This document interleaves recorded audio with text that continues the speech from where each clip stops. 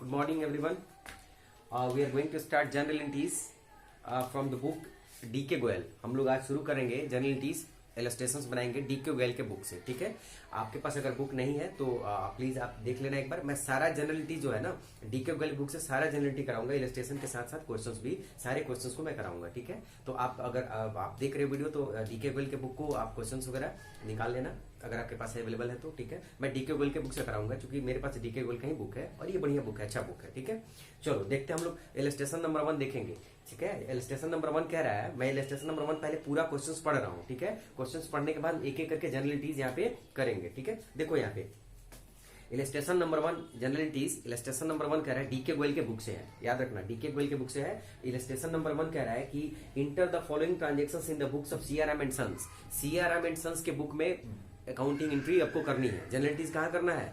CRM and sons के book में करना है. याद रखना, सीआरएम क्या है? ऑनर है. एंड सीआरएम एंड सन्स क्या है? बिजनेस है. तो हमें ऑनर के बुक में अकाउंटिंग नहीं करनी होती है, हम बुक अकाउंटिंग करते हैं बिजनेस के बुक में. तो यहाँ पे सीआरएम एंड सन्स जो है ना वो ऑनर नहीं है. कौन है? बिजनेस है. हम अकाउंटिंग किसके बुक में करेंगे? बिजनेस के बुक में करते हैं, ऑनर के बुक में नहीं करते हैं. तो यहाँ पे सीआरएम एंड सन्स कौन है? ऑनर है. हमें इसी के बुक में एंट्री करनी है. ठीक है, तो क्वेश्चन कह रहा है कि फर्स्ट जनवरी को दे रहा है क्वेश्चन. 1 जनवरी का ट्रांजेक्शन हुआ है. कह रहा है CRM and sons started business with cash. CRM and sons started business with cash. जब मैं बोल रहा हूं ना, अगर आपके पास क्वेश्चंस नहीं है तो प्लीज इसको आप एक बार मैं बोल रहा हूं उसको लिख लिया करो. ठीक है ना, उसको लिख लोगे तो ज्यादा बेटर, कंसेप्ट क्लियर हो जाएगा. कोई फर्क नहीं पड़ता आप किस बुक से पढ़ रहे हो. ठीक है, पर मैं क्वेश्चन एक बार रिपीट कर रहा हूँ. ठीक है ना, उसको आप एक बार लिख सकते हो, उसको क्वेश्चन को भी एक बार लिख सकते हो. उसके बाद मैं जनरलिटीज कैसे करा रहा हूँ, इससे कंसेप्चुअल क्लियरिटी आपको हो जाएगी. ठीक है, चलो देखो मैं बोल रहा हूं कि पहला 1 जनवरी का ट्रांजेक्शन हुआ है. CRM and sons started business with cash 50,000 का. 50,000 इंट्रोड्यूस कर रहा है बिजनेस में, वो स्टार्ट करने के लिए बिजनेस में. पिछले क्लास में बताया था कि ऑनर बिजनेस में जब पैसा कुछ भी लाता है उसको कैपिटल बोलते हैं. ऑनर 3 चीजें बिजनेस में ला सकता है, गुड्स ला सकता है, एसेट्स ला सकता है और कैश ला सकता है. यहाँ पे ये कैश लेके आ रहा है. ठीक है, सीआरएम एंड सन्स कैश लेके आ रहा है बिजनेस में स्टार्ट करने के लिए. सीआरएम बिजनेस में कैश लेके आ रहा है स्टार्ट करने के लिए बिजनेस को. 2 जनवरी को एंट्री दिया हुआ है, ट्रांजेक्शंस दिया हुआ है कि purchase goods for cash. Purchase goods for cash ये 2 जनवरी का एंट्री है, ट्रांजेक्शंस हुआ है. जैसे 1 जनवरी को ट्रांजेक्शंस हुआ था कि बिजनेसमैन ने बिजनेस में पैसा इंट्रोड्यूस किया था 50,000. सीआरएम बिजनेसमैन है और सीआरएम एंड सन्स बिजनेस है. 2 जनवरी को purchase goods for cash, goods purchase किया गया है कैश में परचेज किया गया है 20,000 रुपए का. 20,000 रुपीज का कैश परचेज किया गया है 2 जनवरी को. यहाँ पे 4 जनवरी दिया है. 4 जनवरी को फिर ट्रांजेक्शन हुआ है. Purchase goods from Subhash, Subhash से खरीदा गया है, यानी कि सुभाष का नाम आया है. इसका मतलब हुआ कि क्रेडिट परचेज किया गया है. किसी का नाम अगर लिखा हुआ है इसका मतलब हुआ कि जो गुड्स परचेज किया गया है वो क्रेडिट परचेज किया गया है, क्योंकि यहाँ पे सुभाष का नाम दिया है. यहाँ पे ये नहीं कह रहा है कि कैश परचेज किया गया है. ठीक है, 5 जनवरी को एंट्री दिया हुआ है. 5 जनवरी का ट्रांजेक्शन है. हाँ, ये 12,000 रुपए का है. ये परचेज गुड्स फ्रॉम सुभाष 12,000 रुपए, 12,000 रुपीज का परचेज किया गया है. आपको 5 जनवरी का परचेज किया गया है. परचेज फर्नीचर फॉर कैश 6,000 का फर्नीचर परचेज किया गया है 6 जनवरी को. 6 जनवरी को 6,000 का फर्नीचर परचेज किया गया है कैश में, नगद परचेज किया गया है. ठीक है, आगे कह रहा है 10 जनवरी को नेक्स्ट ट्रांजेक्शन 10 जनवरी को हुआ है. पेड कैश टू सुभाष 8,000, 8,000 रुपए का सुभाष को पैसा पे किया गया है. याद रखना, मैंने यहाँ पे बताया था 4 जनवरी को, चूंकि ये जब तक आप क्वेश्चन नहीं लिखोगे, अगर आपका क्वेश्चन है तो कोई दिक्कत नहीं है. अगर क्वेश्चन नहीं है तो मैं बोल रहा हूँ ना क्वेश्चन लिख लो. अगर क्वेश्चन नहीं लिखोगे तो एंट्री समझ में नहीं आएगी. प्लीज मैं बार बार बोल रहा हूँ कि क्वेश्चन अगर आपके पास नहीं है तो क्वेश्चन मैं बोल रहा हूँ उसको आप एक बार लिख लो. ठीक है, अगर क्वेश्चन है तो फिर कोई इशू नहीं है, क्योंकि जब तक क्वेश्चन नहीं लिखोगे सिर्फ सुनने से फायदा नहीं होना है. ठीक है, तो अगर क्वेश्चन नहीं है आपके पास, मैं रिपीट कर रहा हूँ क्वेश्चन को, प्लीज आप रिकॉर्ड कर लिख लो. ठीक है, देखो 10 जनवरी को दिया है पेड कैश टू सुभाष. इसलिए मैं बोल रहा हूं लिखने के लिए कि 8,000 का पेमेंट किया है सुभाष को, हमने पेमेंट किया है 8,000 रुपीज का. और जस्ट इसके पहले आप अगर देखोगे ना 4 जनवरी को, तो सुभाष से हमने परचेज किया था 12,000 रुपए का. 12,000 का हमने परचेज किया है और 10 जनवरी को सुभाष को हम पे कर रहे हैं 8,000 रुपया. 12,000 रुपए का हमने परचेज किया था 4 जनवरी को और 10 जनवरी को सुभाष को हम पे कर रहे हैं 8,000 रुपया, यानी कि अभी भी 4,000 रुपये उसके पास बकाया है. ठीक है, तो इसलिए मैं बोल रहा हूं कि जब तक आप एंट्री लिखोगे नहीं ना तब तक क्लियर कंसेप्ट क्लियर नहीं होगा. तो इस एक बार मैं बोल रहा हूं उसको लिखो. आगे चलो, आगे देखते हैं. 16 जनवरी को नेक्स्ट ट्रांजेक्शन हुआ है. नेक्स्ट ट्रांजेक्शन 16 जनवरी को हुआ है. कह रहे हैं कि purchase goods from Ravi for cash, Ravi से सामान खरीदा गया है, कैश में खरीदा गया है। याद रखना, मैं पहले बताया था सुभाष से खरीदा गया, सुभाष से हमने खरीदा था, इसका मतलब मैं बताया था क्रेडिट परचेज किया था, उधार खरीदा था।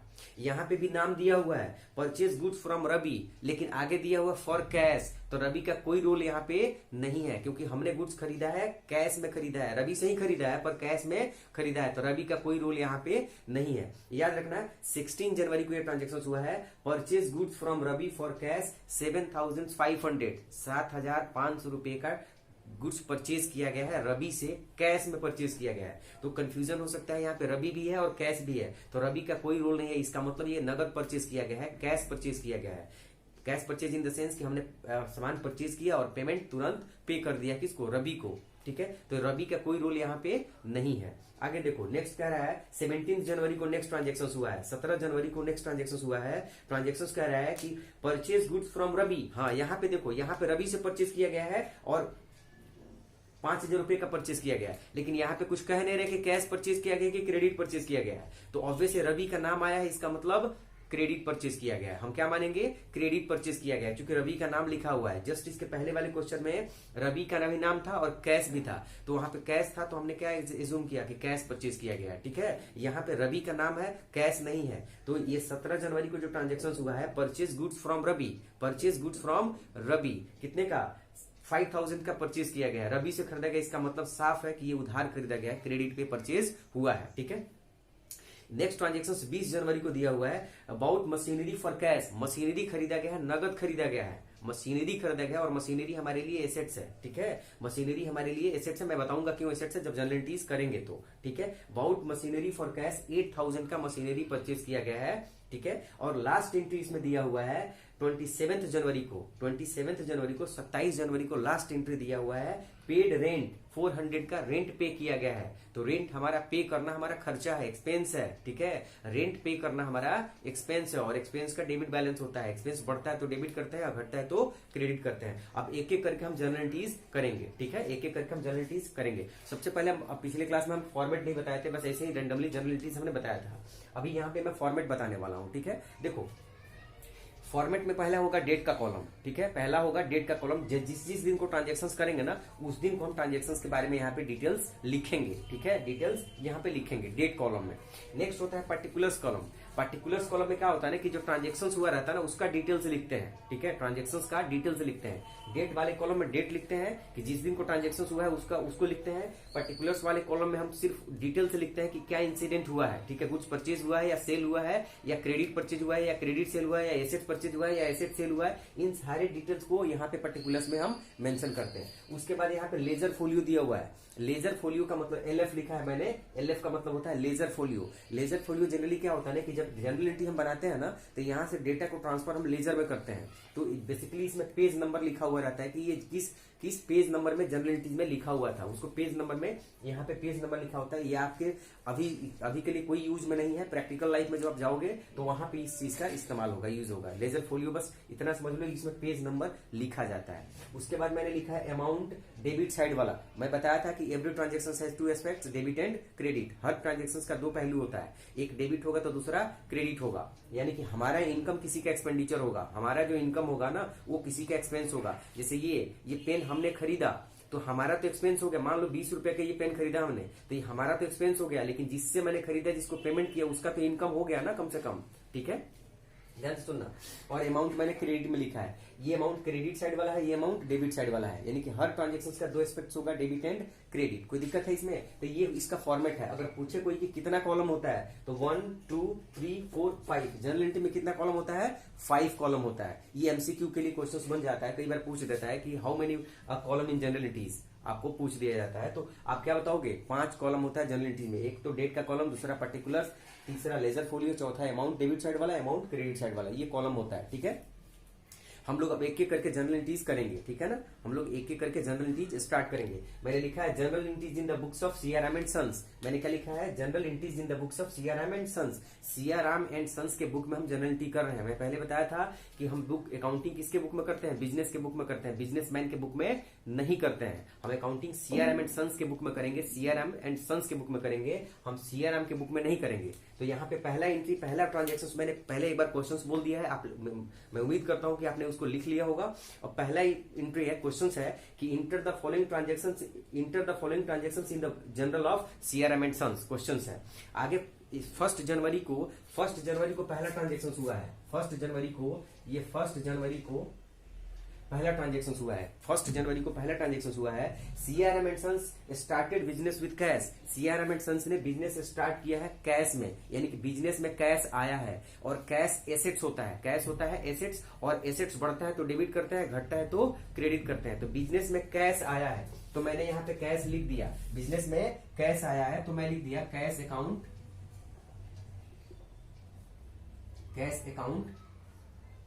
Debit to. ये टू क्रेडिट को डिनोट करता है। जब हम टू लिखते हैं ना तो ये क्रेडिट साइड को डिनोट करता है, ठीक है। टू कैपिटल अकाउंट क्यों लिखेंगे, इसलिए लिखेंगे कि चूंकि बिजनेस में जब ऑनर पैसा इन्वेस्ट करता है ना उसको कैपिटल बोला जाता है। बिजनेस में जब ऑनर के द्वारा कुछ भी लगाया जाता है उसको हम कैपिटल बोलते हैं। और मैं पहले भी बताया हूं कि बिजनेस में या तो जो बिजनेसमैन होता है कैश लेके आ सकता है, गुड्स लेके आ सकता है, या कोई एसेट्स लेके आ सकता है। तो फिलहाल यहाँ पे गुड्स लेके आ रहा है, ठीक है, सॉरी कैश लेके आ रहा है। तो cash account debit to capital account. और कैपिटल अकाउंट को क्यों क्रेडिट किए, क्योंकि कैपिटल अकाउंट का क्रेडिट बैलेंस होता है। कैपिटल बढ़ता है तो क्रेडिट करते हैं, घटता है तो डेबिट करते हैं। तो यहाँ पे बिजनेस में पैसा आ रहा है ना तो कैपिटल बिजनेस का बढ़ रहा है, बिजनेस का कैपिटल बढ़ रहा है। इसका एक और लॉजिक हो सकता है कि चूंकि हम अकाउंटिंग बिजनेस के बुक में करते हैं, बिजनेसमैन के बुक में नहीं करते हैं। तो बिजनेसमैन पैसा दिया है बिजनेस को, तो बिजनेसमैन जब पैसा दिया है बिजनेस को ना तो बिजनेस के लिए तो लायबिलिटी हो गया ना। और मैंने लिखवाया था लायबिलिटी का क्रेडिट बैलेंस होता है, यानी कि लायबिलिटी बढ़ता है तो क्रेडिट करते हैं, घटता है तो डेबिट करते हैं। इस लॉजिक के अनुसार भी आप अगर देखोगे तो कैपिटल का क्रेडिट होगा। क्यों, क्योंकि ये बिजनेस के लिए एक तरह का बिजनेस के लिए लायबिलिटी है। ऑनर ने पैसा इन्वेस्ट किया है, बिजनेस में लगाया है। ये बिजनेस की रिस्पॉन्सिबिलिटी है कि कमा कमा के ये पैसा लौटाए, किसको, बिजनेसमैन को। ये लायबिलिटी एक तरह का हो जाता है, ठीक है। और मैंने जो इंट्रोडक्शन क्लासेस था उसमें बताया था, आप एक बार देख सकते हो उसको जाके।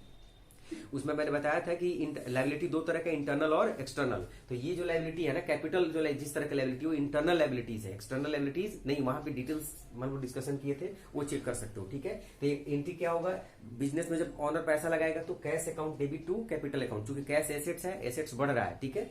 देखो तो अमाउंट कितना था, 50,000 का अमाउंट था। अमाउंट कितने का था, 50,000 का अमाउंट था। 50,000 रुपए का अमाउंट इन्वेस्ट किया था ऑनर ने, ठीक है। कोई दिक्कत है इसमें। अब एक और पॉइंट आता है, इसमें हम लोग लिखते हैं नरेशन, ठीक है। इसमें हम लोग नरेशंस लिखते हैं। और नरेशंस क्या होता है ना कि ये ब्रीफ डिस्क्रिप्शंस होता है। देखो कई बार क्या होता है ना कि हम जब अकाउंट बना रहे होते हैं ना तो ये जो इंसिडेंट हुआ है cash account debit to capital account, तो जो बंदा अकाउंट जानता है ना, जिसने अकाउंट्स पढ़ा है, वो तो तुरंत बता देगा कि अच्छा बिजनेसमैन ने बिजनेस में पैसा लगाया है, यही तो कह रहा है ये। लेकिन जितने बहुत सारे लोग होते हैं जिनको अकाउंट्स का नॉलेज नहीं होता है, तो उनको भी तो बताना होता है ना। तो उनको बताने के लिए हम क्या करते हैं, यहाँ पे नरेशन लिखते हैं। क्योंकि ये एंट्री देख के वो समझ में नहीं आएगा उनको, ये एंट्री देख के उनको क्लियर नहीं होगा। तो ये यहाँ पे जो नरेशन हम लिखेंगे ना, तो जो ट्रांजेक्शन हुआ है उसका ब्रीफ डिस्क्रिप्शन होता है कि आखिर इंसिडेंट क्या हुआ है, ठीक है। इंसिडेंट हुआ क्या है, ताकि ये नरेशंस देख के जो अकाउंट्स नहीं भी जानते हैं, ये लैंग्वेज फॉर्म में रहता है, वो लैंग्वेज पढ़ के कम से कम ये समझ जाए कि अच्छा ये बिजनेस में बिजनेसमैन ने पैसा लगाया है, ये बात लिखा हुआ है, इसी को अकाउंट्स की भाषा में हमने ऐसे लिखा हुआ है, ठीक है। ये चीजें यहाँ पे लिखी हुई होती है, ठीक है। तो नरेशंस क्या होगा, जब बिजनेसमैन बिजनेस में पैसा इंट्रोड्यूस करता है तो नरेशन क्या लिखेंगे, कैश इंट्रोड्यूस इन बिजनेस, या छोटा सा भी लिख सकते हो, या इसको कई तरीके से लिखा जा सकता है, ठीक है। इसको हम cash introduced in the business भी लिख सकते हैं, ये जितना छोटा रहे उतना ज्यादा बेस्ट होता है। इसको हम कई तरह से लिख सकते हैं कि cash introduced by the business in the business by the CRM and sons के द्वारा बिजनेस में पैसा इंट्रोड्यूस किया। उतना डिटेल्स लिखने की जरूरत नहीं है क्योंकि सीआरएम एंड सन्स के बुक में ही एंट्री कर रहे हैं और ऑनर ने ही तो पैसा लगाया है, तो ये डिटेल्स उतना ज्यादा डिटेल्स लिखने की जरूरत नहीं है। आप जितना ये कम से कम में हो जाए ना उतना ही में लिखो, ज्यादा बेस्ट है, ठीक है। सेकेंड एंट्री पे हम लोग आते हैं। सेकेंड एंट्री कह रहा है कि परचेज गुड्स फॉर कैश, हमने परचेज किया है, गुड्स परचेज किया है। याद रखना हमने क्या परचेज किया है, गुड्स परचेज किया है। और वो गुड्स वो आइटम होता है जिसको हम सेल करने के लिए खरीदते हैं। हमें खरीदते हैं किसके लिए, सेल करने के लिए। हम कोई भी सामान अगर खरीदते हैं उसको फर्दर सेल करने के लिए तो उसको हम बोलते हैं गुड्स। तो यहाँ पे सीआरएम एंड सन्स ने क्या खरीदा है, गुड्स खरीदा है। गुड्स कितने का खरीदा है, 20,000 का गुड्स खरीदा गया है। तो परचेज हमारा एक्सपेंस है, परचेज से हमारा क्या होता है, एक्सपेंस होता है। एक्सपेंस बढ़ता है, खर्चा बढ़ता है, और एक्सपेंस का हमेशा डेबिट बैलेंस होता है, यानी कि एक्सपेंस बढ़ेगा तो डेबिट करेंगे। तो परचेज हमारा एक्सपेंस है, तो हम परचेज को डेबिट करिए। 2 जनवरी का है ये, मेरे ख्याल से, हाँ 2 जनवरी का ये ट्रांजेक्शन है, ये 2 जनवरी का ट्रांजेक्शन है, ठीक है। तो परचेज हमारा एक्सपेंस होता है, तो परचेज अकाउंट डेबिट, और टू मतलब क्रेडिट। अब कैश में परचेज किया है, कैश में परचेज किया गया, यानी कि कैश हमारा कम हुआ है, हमारे बिजनेस से कैश गया है। इसका मतलब कैश हमारा एसेट्स है, कैश एसेट्स है, और एसेट्स बढ़ता है तो डेबिट करते हैं। यहाँ पे कैश रिड्यूस हो रहा है। पहले से हमारे पास कैश 10,000 रुपए का था, मान लो पहले से कैश हमारे पास 30,000 रुपए का था, हमने 20,000 का खरीद लिया सामान, हमने 20,000 रुपए का सामान खरीद लिया, तो कैश तो रिड्यूस हुआ ना। तो कैश जब इंक्रीज होता है तो डेबिट करते हैं, कैश डिक्रीज होता है तो क्रेडिट करते हैं। तो यहाँ पे मैंने लिखा है टू कैश अकाउंट। क्या लिखा मैंने, टू कैश अकाउंट। कोई दिक्कत, टू कैश अकाउंट। कितने का खरीदा था हमने, 20,000 रुपए का परचेज किया था, 20,000 का हमने परचेज किया था। अब रही बात नरेशंस की, तो हम इसमें नरेशंस क्या लिखें, हम इसमें नरेशंस क्या लिखें। तो याद रखना, goods purchase for cash direct लिखो ना, गुड्स परचेज फॉर कैश, काम खत्म। तो गुड्स परचेज फॉर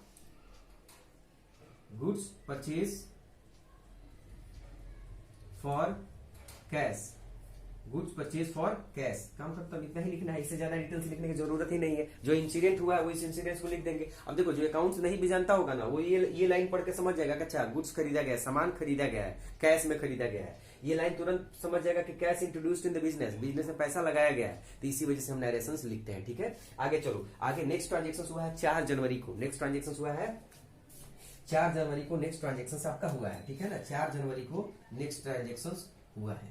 4 जनवरी को ट्रांजेक्शन क्या हुआ है, ट्रांजेक्शन कह रहा है कि purchase goods from Subhash. Subhash से हमने सामान खरीदा, ये आपको समझना है, ये नया एंट्री है अभी तक। ये सुभाष से हमने सामान खरीदा है। सुभाष हमारा कौन है, सुभाष से सामान खरीदा, जिससे हम सामान उधार खरीदते हैं ना, वो हमारा क्रेडिटर होता है, और जिसको उधार बेचते हैं वो हमारा डेटर्स होता है। पिछले इंट्रोडक्शन क्लासेस में मैंने डिटेल्स में इसके बारे में डिस्कशन किया हुआ है, प्लीज आप उसको एक बार रिकमेंड करना, देखना जाकर, ठीक है। देखो, परचेज हम अगर किसी से खरीदते हैं ना उधार पे, तो उसको हम बोलते हैं क्रेडिटर। क्योंकि यहाँ पे क्रेडिटर का एक नाम दिया हुआ है। कौन है क्रेडिटर, हमारा सुभाष, क्योंकि जिस सुभाष से हमने खरीदा है। अगर क्रेडिटर का नाम नहीं दिया होता, हम एक तो पहला चीज परचेज किए हैं, परचेज हमारा एक्सपेंस होता है, तो परचेज अकाउंट डेबिट कर देंगे। अब क्रेडिट क्या करें, टू क्या करें, तो अगर क्रेडिटर का नाम दिया है तो सुभाष क्रेडिटर है, तो टू सुभाष कर देंगे, यानी कि purchase account debit to Subhash account. क्योंकि सुभाष क्रेडिटर है, और क्रेडिटर का क्रेडिट बैलेंस होता है, क्रेडिटर का क्रेडिट बैलेंस होता है, मतलब कि अगर उधार खरीदते हैं, क्रेडिटर का क्रेडिट बैलेंस होता है। अगर हम किसी से उधार परचेज कर रहे हैं तो ये लायबिलिटी होती है हमारी, हमें पैसा पे करना पड़ता है, हमें पैसा पे करना पड़ता है उस बंदे को। तो इस वजह से हम करते क्या है ना, कि जिससे भी उधार खरीदते हैं वो हमारी लायबिलिटी बन जाती है, हमें उसको पे ऑफ करना पड़ता है, फ्यूचर में हमें उसे देना पड़ता है। तो हमने यहाँ सुभाष से परचेज किया। कई बार क्या होता है ना कि क्रेडिटर का नाम नहीं लिखा हुआ रहेगा, सिर्फ लिखेगा ना कि goods purchase from goods purchase on credit, goods purchase on credit, हमने उधार परचेज किया है, गुड्स हमने उधार परचेज किया है, नाम किसी का नहीं दिया है। तो वहां पे एंट्री क्या करेंगे हम, परचेज चूंकि एक्सपेंस है, एक्सपेंस का डेबिट बैलेंस होता है, तो purchase account debit to creditors account, to creditors account. क्यों, क्योंकि क्रेडिटर्स का नाम नहीं दिया हुआ है, लेकिन इस क्वेश्चन में क्रेडिटर का नाम दिया है। क्रेडिटर कौन है, हमारा सुभाष है। तो हम यहाँ पे एंट्री क्या करेंगे, परचेज चूंकि एक्सपेंसेस है, और एक्सपेंसेस बढ़ता है तो डेबिट करते हैं, घटता है तो क्रेडिट करते हैं। तो एक्सपेंसेस बढ़ रहा है हमारा, तो हम एंट्री क्या करेंगे, परचेज अकाउंट डेबिट। ये ट्रांजेक्शन हमारा 14 तारीख को क्या करेंगे हम, परचेज अकाउंट डेबिट टू चूंकि सुभाष हमारा क्रेडिटर है, और क्रेडिटर का नाम दिया है यहाँ पे। अगर नहीं देता तो हम क्रेडिटर लिखते हैं, चूंकि सुभाष क्रेडिटर है, सुभाष का नाम यहाँ पे दिया है, तो हम क्या लिख देंगे, टू सुभाष, ठीक है। टू सुभाष कितने का परचेज किया है इसने, परचेज किया है इसने 12,000 का, 12,000 रुपए का परचेज किया है, 12,000 रुपए का परचेज किया है। चलो ठीक है, नरेशंस लिख देते हैं, नरेशंस लिख देते हैं। नरेशंस क्या हो जाएगा हमारा, goods purchase on credit, goods purchase on credit,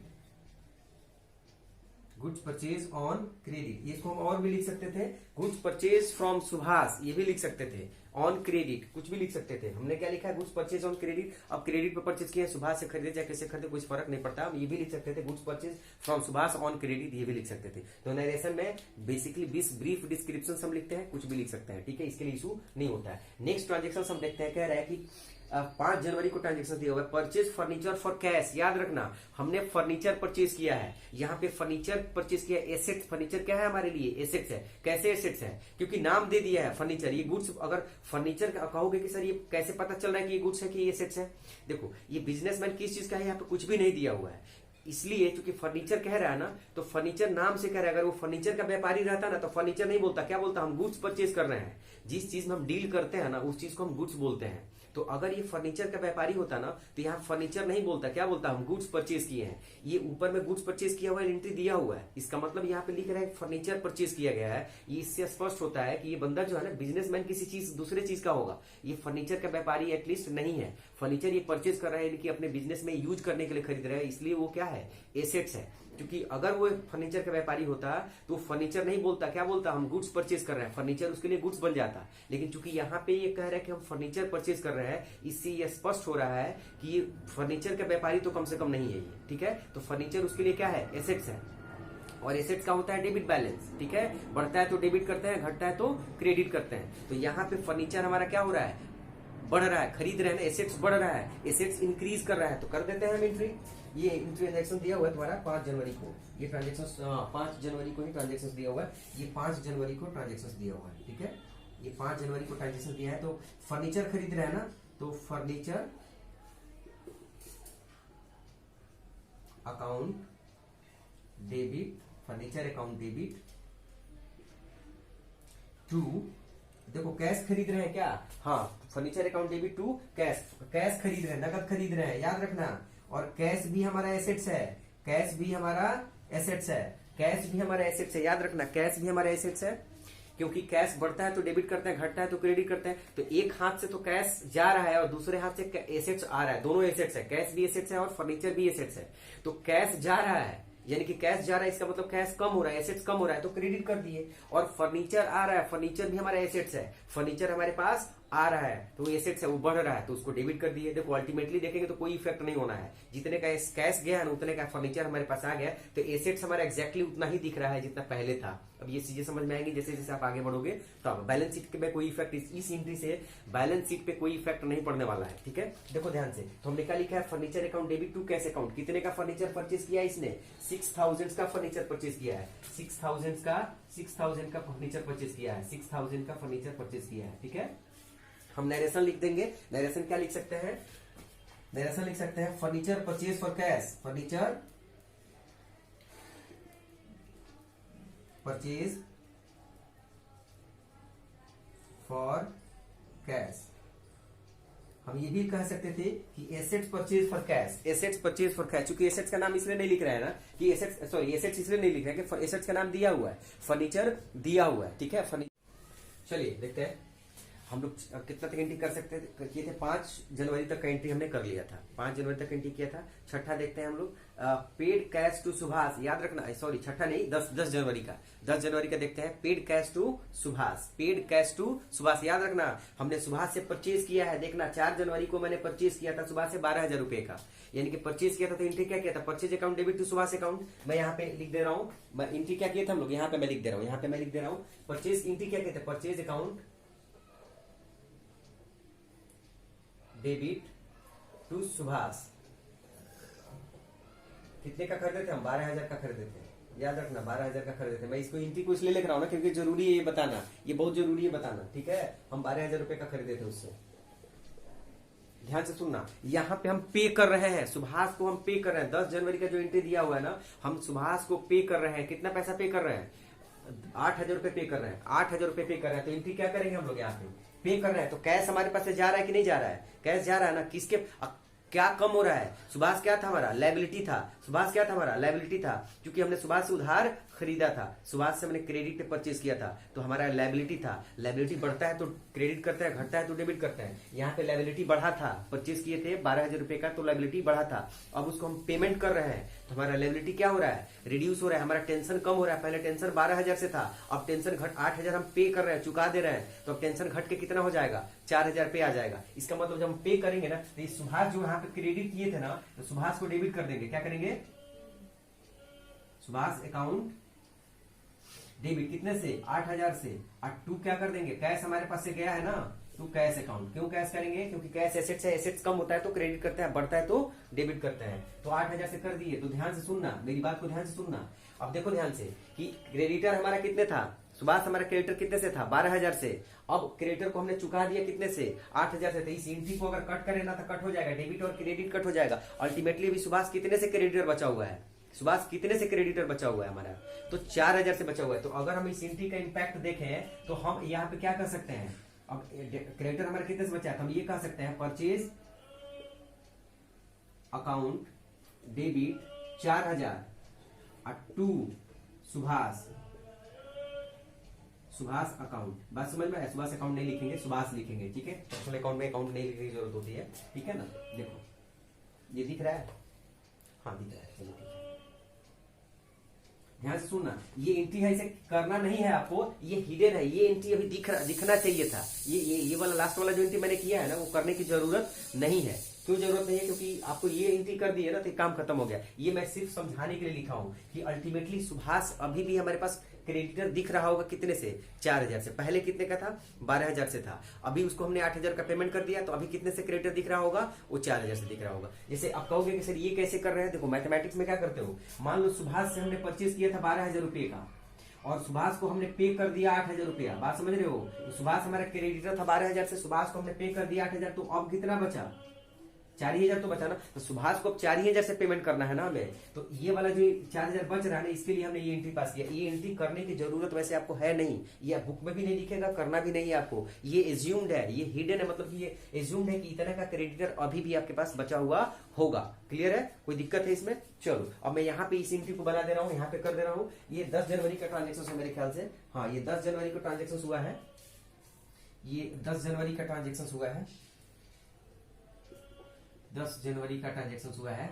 paid cash to Subhash, तो क्या एंट्री करेंगे हम? सुभाष को डेबिट कर देंगे, सुभाष अकाउंट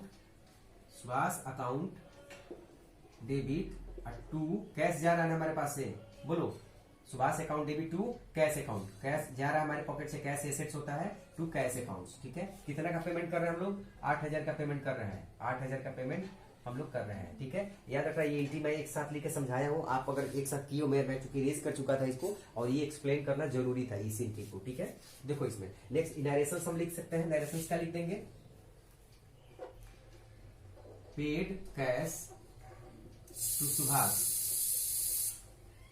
हम सुभाष को पेमेंट कर रहे हैं, कैश पे कर रहे हैं, ये नरेशन हम लिख सकते हैं। शॉर्टकट में नरेशन के लिए कोई डिटेल्स लिखने की बहुत ज्यादा जरूरत नहीं है। आगे 16 जनवरी को ट्रांजेक्शन हुआ, purchase goods from Ravi for cash. याद रखना, हमने 16 जनवरी को ट्रांजेक्शन किया है, 16 जनवरी को, 16 जनवरी को हमने एक और ट्रांजेक्शन किया है, और ट्रांजेक्शन क्या है कि purchase goods from Ravi for cash, नगद खरीदे हैं रवि से। याद रखना, रवि से, रवि का नाम भी दिया है और कैश भी है, तो रवि का कोई रोल यहाँ पे नहीं है, रवि का कोई इंपॉर्टेंस यहाँ पे नहीं है। कैश में परचेज किया गया है, तो कैश में परचेज किया, तो परचेज हमारा क्या है?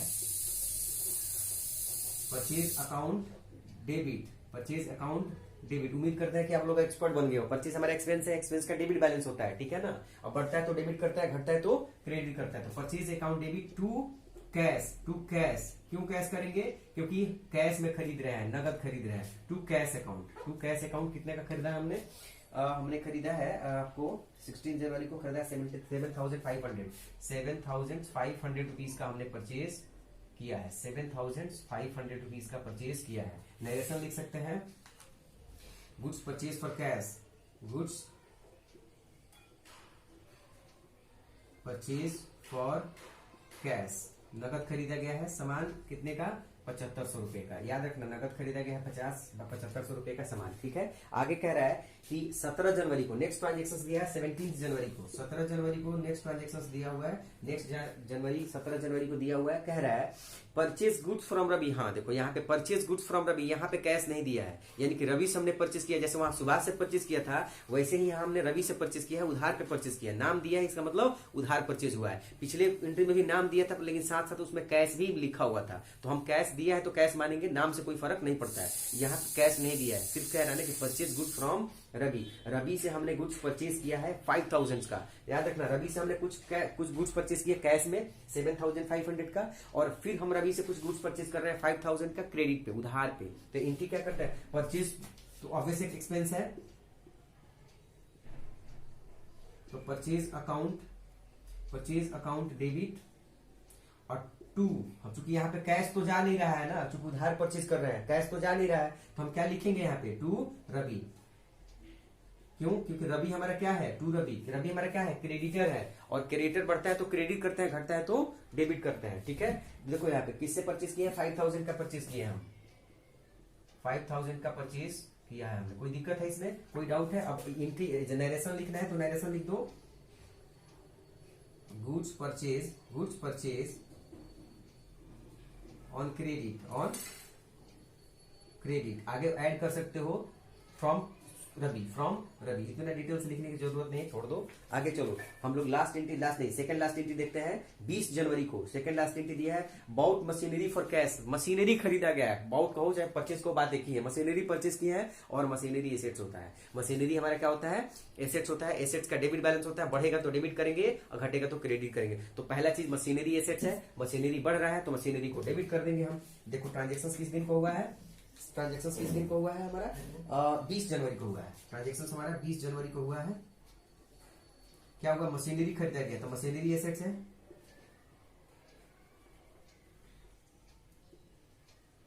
Machinery account debit to cash में खरीदा गया है, machinery account debit to cash, हाँ टू कैश में खरीदा गया है, यानी कि कैश भी हमारा एसेट्स है, और यहाँ पे कैश रिड्यूस हो रहा है तो इसलिए क्रेडिट कर रहे हैं, मशीनरी भी एसेट्स है और मशीनरी बढ़ रहा है तो उसको डेबिट कर रहा है। तो machinery account debit to cash account करेंगे, कितना अमाउंट दिया है, 8000 का हमने परचेज किया है, 8000 का हमने परचेज किया है, 8000 रुपीज का परचेज किया है। नरेशन में क्या लिखेंगे हम लोग, नरेशन में हम लिख सकते हैं मशीनरी परचेज